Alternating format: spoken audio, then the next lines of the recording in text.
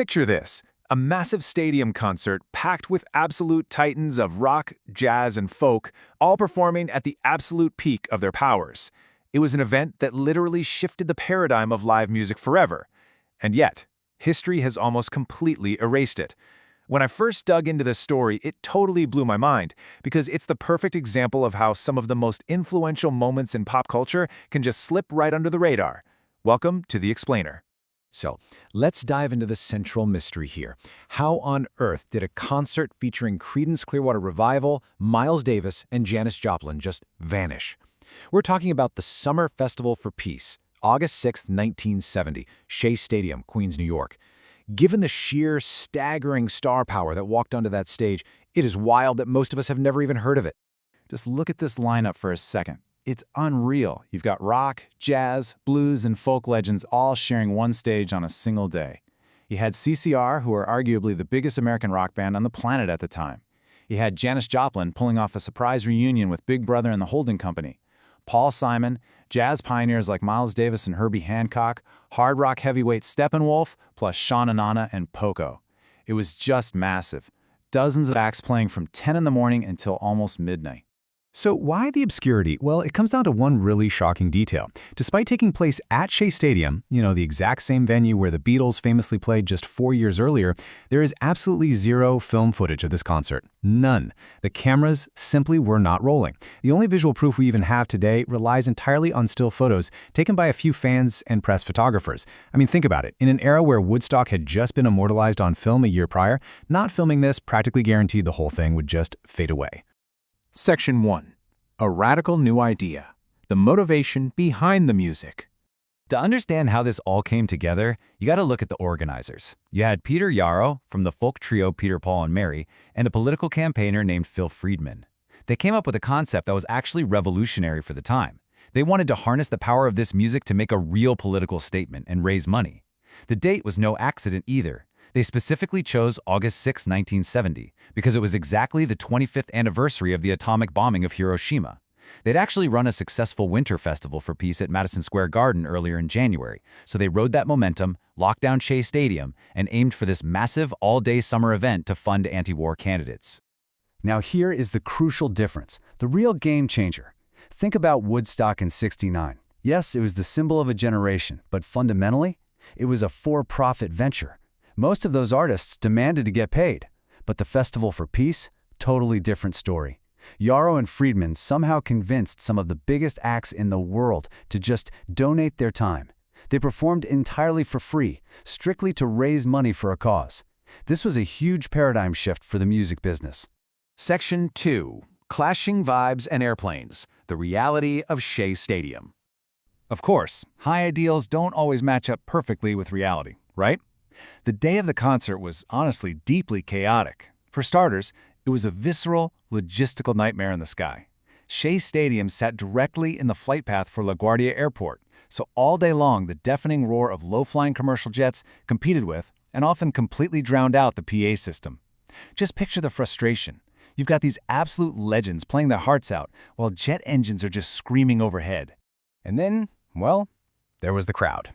The organizers were really hoping for a focused, dedicated rally of activists. But as one radio flashback put it, the crowd was made up mostly of people who wanted to smoke, drink, and listen to amplified rock music. Also, it was surprisingly empty. Out of a 56,000-seat stadium, they only sold about 15,000 tickets. So imagine this sparse, highly energized crowd scattered all over a giant baseball stadium, way more interested in a massive summer party than a solemn peace rally. This clash of expectations led to some pretty shocking moments. I mean, Paul Simon was actually booed off the stage. No way, right? He was riding incredibly high on the charts with Simon and Garfunkel at the time, but he decided to play a quiet, solo acoustic set. So right after these heavy, loud rock bands, he steps up to play songs like Scarborough Fair. The rowdy, fired-up crowd was just not having it. Boos broke out, the reception was ice cold, and Simon just finished his song and walked off. It's a crazy reminder of how tough that environment really was. Section 3. Shaking Stands and Southern Comfort. The legendary performances. But look, despite the airplanes, the empty seats, and the weird vibes, the music itself was absolutely electric. And one of the most iconic moments of the whole festival came from Janis Joplin. The crazy thing is, she wasn't even on the bill.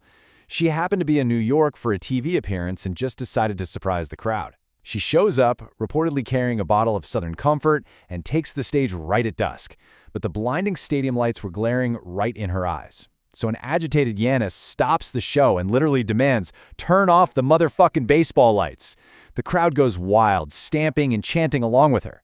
Finally, the lights go out, the place goes absolutely berserk, and she just delivers this incredible, fiery set.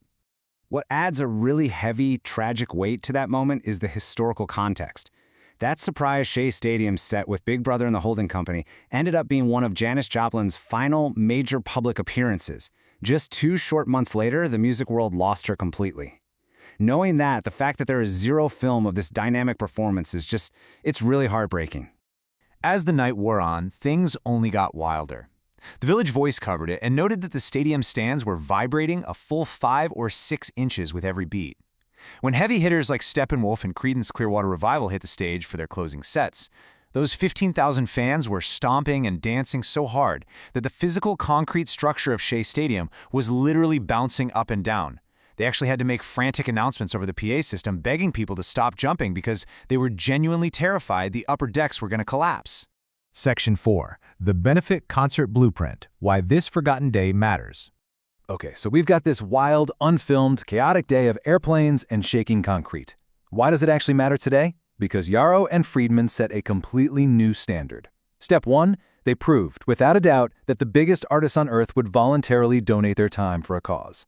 Step 2, by selling 15,000 tickets based on that concept alone, they demonstrated the massive, untapped fundraising potential of live music. And Step 3, they officially established the blueprint for every mega benefit concert that followed. You can draw a direct, unbroken line from Shea Stadium in 1970 right up to the biggest charity events in history. The Festival for Peace proved the model worked. Exactly 1 year later, in August 1971, George Harrison took that idea and organized the Concert for Bangladesh. Fast forward to 1985, and you have Live Aid raising millions for famine relief, followed right after that by Willie Nelson's Farm Aid. It's entirely possible none of those world-changing events would have happened the way they did if the Summer Festival for Peace hadn't first proven it could be done. So, the big takeaway here is that history isn't just what gets captured on film, which leaves us with a really fascinating thought. If the very blueprint for legendary events like Live Aid was drawn up at Shea Stadium in 1970, what other pivotal milestones has pop culture completely forgotten just because the cameras weren't rolling? It really makes you wonder about all the hidden histories out there just waiting to be uncovered. Thanks for hanging out with me for this explainer, keep learning, and I'll catch you next time.